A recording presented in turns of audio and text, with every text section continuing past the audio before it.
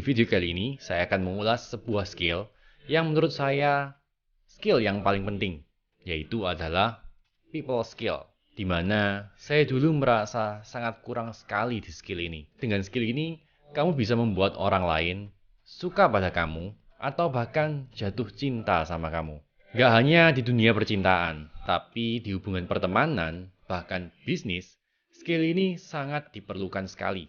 Ini adalah sebuah skill yang bisa membuat orang lain jatuh hati sama kita. Skill ini juga bisa membuat kita naik level dengan lebih cepat dan memudahkan urusan yang sulit.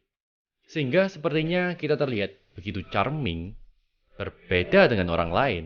Mungkin orang lain mengira kita menggunakan susuk. Padahal ini semua hanya perkara people skill. Naturally, saya adalah orang introvert yang merasa nggak terlalu nyaman berada di dekat orang banyak, utamanya orang-orang yang nggak saya kenal. Saya bukan orang yang naturally bisa membaur dengan orang lain. Mungkin berbeda dengan orang ekstrovert yang secara natural lebih supel dan mudah membaur dengan orang lain. Tapi bukan berarti kalau orang introvert seperti saya ini nggak bisa menjadi lebih supel. Introvert dan ekstrovert ini sebenarnya cuma perbedaan tentang bagaimana cara kita mencharge energi kita. Orang introvert merecharge energinya dengan berada di tempat sendirian. Sementara orang extrovert sebaliknya, mencharge energinya dengan berada di dekat orang lain. Jadi introvert bukanlah sebuah excuse kalau kita punya people skill yang kurang. Dari semua skill practical intelligence yang pernah saya bicarakan, people skill adalah skill nomor 1 yang saya ingin belajar. Kalau kamu belum tahu apa itu practical intelligence, kamu bisa nonton videonya. Saya akan taruh linknya di atas. Skill ini sangat penting. Mengapa penting? Karena setiap hari kita berhubungan dengan manusia. Dan penting agar kita bisa disukai oleh orang lain. Dengan disukai oleh orang lain, kita dapat membuat banyak sekali perbedaan. Urusan yang susah dapat dipermudah. Karena ada orang-orang yang menyukai kita meskipun kita baru bertemu. Lebih disukai pimpinan, lebih disukai calon mertua, lebih disukai lawan jenis. Ya, kamu yang masih single pasti menambahkannya. Dan saya punya kabar baik buat kamu. Kita bisa disukai orang lain hanya dalam waktu singkat. Hanya dalam waktu 8 detik saja. Wow, bagaimana caranya ya? Bayangin kalau kamu single, PDKT itu cuma perlu waktu 8 detik. Kalau kamu cari kerjaan, 8 detik pertama mempengaruhi keputusan kamu diterima atau enggak. Kalau kamu tenaga penjual, kamu cuma perlu waktu 8 detik untuk closing. Percuma kalau kamu bisa presentasi dahsyat, tapi calon klienmu nggak suka dan antipati sama kamu sejak awal. Mantep banget kan? Kamu ingin tahu gimana caranya?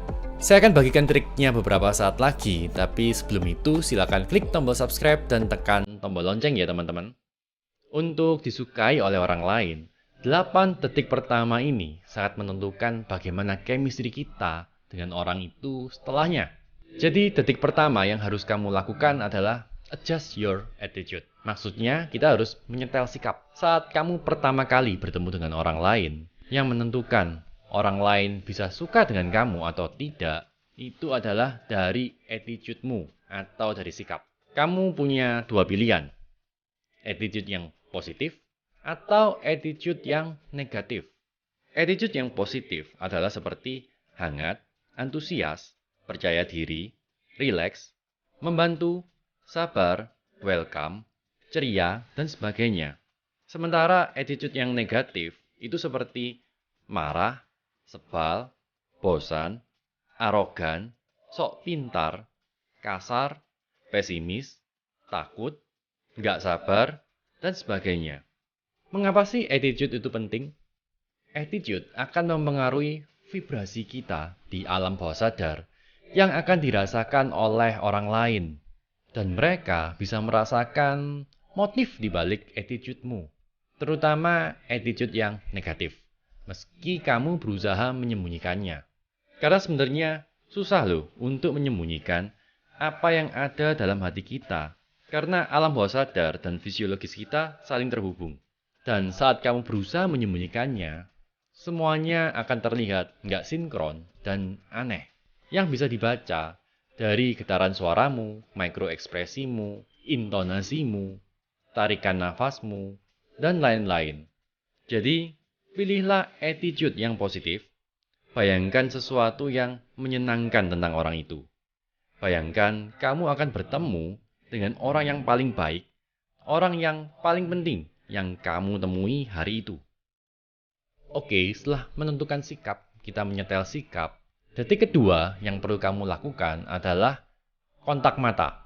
Ada peribahasa, dari mata turun ke hati. Dari mata seseorang, kita bisa mengetahui motif seseorang. Dari mata seseorang, kita bisa mengetahui isi hati seseorang. Dari mata seseorang, kita bisa memutuskan bahwa orang ini bisa dipercaya nggak ya? Mata adalah komunikasi yang nggak terucap. Orang yang menghindari kontak mata biasanya adalah orang yang nggak jujur dan berusaha menyembunyikan sesuatu. Atau juga bisa berarti orang yang merasa inferior, nggak percaya diri. Intinya, apapun sebabnya, menghindari kontak mata itu diartikan dengan sesuatu yang negatif. Setelah melakukan kontak mata, detik ketiga kita harus smile ataupun senyum. Senyum menandakan acceptance atau penerimaan atas orang lain. Senyum adalah pintu pertama agar orang lain bisa suka dengan kita. Bahkan sebelum kita mulai berbicara. Gak ada orang di dunia ini yang mau berhubungan dengan orang yang mukanya perengut. Raut wajah kita itu sama dengan cerminan citra diri kita. Kalau citra diri kita bagus, maka secara naluriah kita akan lebih banyak tersenyum. Dan bonusnya, kita bisa mencegah penuaan dini dan terlihat tetap muda. Bandingkan dengan orang-orang yang raut mukanya perengut, citra dirinya pasti negatif. Dan sebelum kamu berkata-kata sekalipun, orang akan menghindarimu. Karena senyum ini adalah cerminan citra diri kita yang sebenarnya. Jadi, saya sarankan teman-teman untuk mulai membangun good attitude seperti yang saya katakan di poin pertama tadi. Karena kalau citra diri kita ini buruk dan kita dipaksa senyum, yang terjadi adalah kita akan menampilkan senyuman palsu.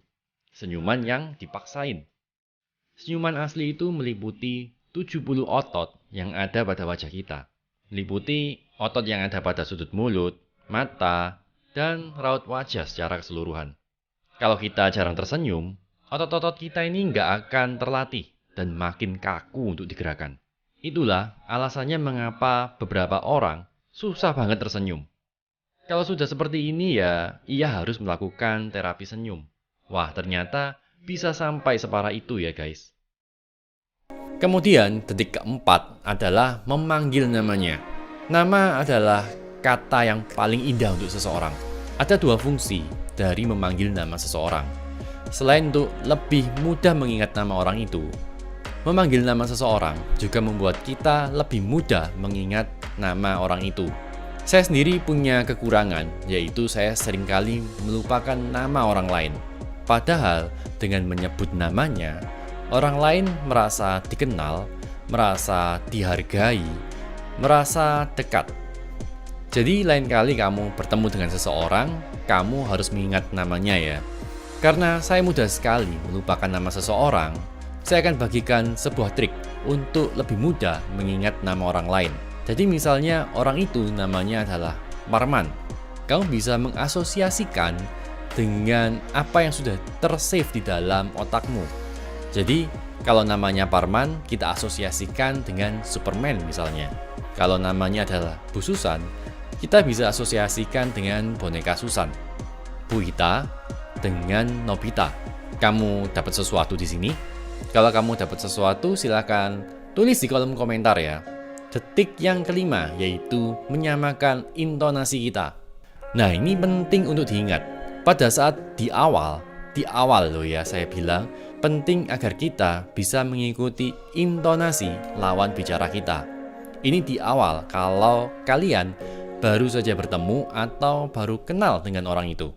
Misal lawan bicara kita punya intonasi yang lembut, kita mengikuti intonasinya menjadi sedikit lembut. Misal, intonasi lawan bicara kita bersemangat dan cepat, maka kita harus mengikutinya dengan lebih bersemangat dan lebih cepat. Tujuannya untuk membentuk chemistry dan common ground atau persamaan terlebih dahulu. Begitu kita sudah membentuk chemistry, kita bisa menggunakan intonasi sesuai dengan kebutuhan. Misal, untuk meyakinkan orang lain, perlu intonasi yang percaya diri. Untuk memberikan rasa empati, kita perlu intonasi yang lebih lembut. Ya, ini skill simple yang harus dilatih setiap hari. Karena intonasi mempengaruhi makna dari kata-kata kita. Detik yang keenam adalah menyesuaikan bahasa tubuh kita. Kita harus belajar menguasai body language kita. Karena kita nggak bisa berbicara hanya melalui verbal saja. Bahkan komunikasi itu terdiri dari 7% tulisan, 38% verbal, dan sisanya 55% kita berkomunikasi dengan bahasa tubuh. Beberapa body language yang membuat orang lain punya pandangan buruk tentang kamu adalah suka menunduk, artinya kamu inferior. Posisi duduk yang nggak tegap, artinya kamu nggak pede. Memainkan benda-benda lain seperti handphone, artinya kamu bosan dan nggak menghargai lawan bicara. Menyilangkan lengan di dada bisa diartikan kamu menutup diri dan ada argumen yang kurang kamu setujui. Memainkan rambut, nah untuk wanita, awas, karena kamu bisa diartikan lain loh kalau lawan bicaramu ini adalah pria. Dan masih banyak lagi. Jadi bahasa tubuh yang benar tuh seperti apa? Untuk membentuk chemistry, kita harus mengikuti gerakan dan bahasa tubuh dari lawan bicara kita. Misal, dia menganggukkan kepala, kamu juga ikut anggukkan kepala. Dia minum, kamu minum. Tujuannya tetap sama, untuk membentuk common ground, membentuk persamaan, agar kita punya jalan tol, punya jalan pintas, untuk masuk ke dalam alam bawah sadar lawan bicara kita. Sehingga kita bisa meruntuhkan kewaspadaan orang itu dan membuatnya menjadi lebih terbuka, lebih welcome. Dan merasa kita ini seperti dia sendiri. Merasa kita ini adalah orang yang paling mengerti dia. Detik yang ketujuh adalah menemukan persamaan. Tadi saya sudah berbicara tentang menemukan persamaan melalui body language. Kali ini kita harus menemukan persamaan yang lain.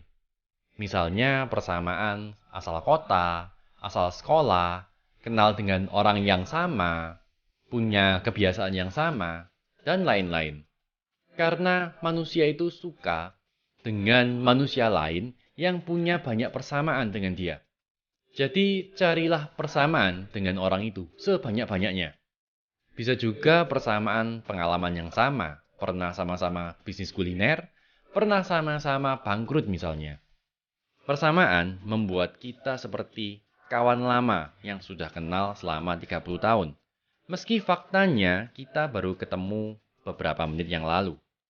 Kata yang paling powerful untuk mencari common ground atau persamaan adalah saya juga. Wah, iya Pak, saya juga sama pernah ditipu. Wah, iya Pak, saya juga pernah punya pengalaman yang sama. Wah, iya Pak, saya juga. Lanjutkan, titik-titik. Kemudian, detik ke-8, dengarkan mereka. Sudah menjadi sifat dasar untuk manusia, kalau manusia itu suka sekali didengarkan. Kalau kamu menjadi pendengar yang baik, nggak berusaha mendominasi atau memotong pembicaraan, kamu akan menjadi orang yang sangat persuasif dan disukai oleh banyak orang lain. Mengapa? Karena kamu punya yang mereka butuhkan, yaitu kebutuhan untuk didengarkan. Jadi, untuk membuat orang suka dengan kita, seharusnya kita lebih banyak diam, lebih banyak mendengarkan, bukan berbicara. Nah, sekarang kamu sudah menguasai satu skill baru untuk membuat orang lain jatuh hati sama kamu. Karena skill ini sangat powerful sekali saat kamu 100% bisa menguasainya, pergunakan skill ini dengan sebaik-baiknya dan tanggung jawab penuh. Saya Angga Dinata, sampai jumpa di video yang lain.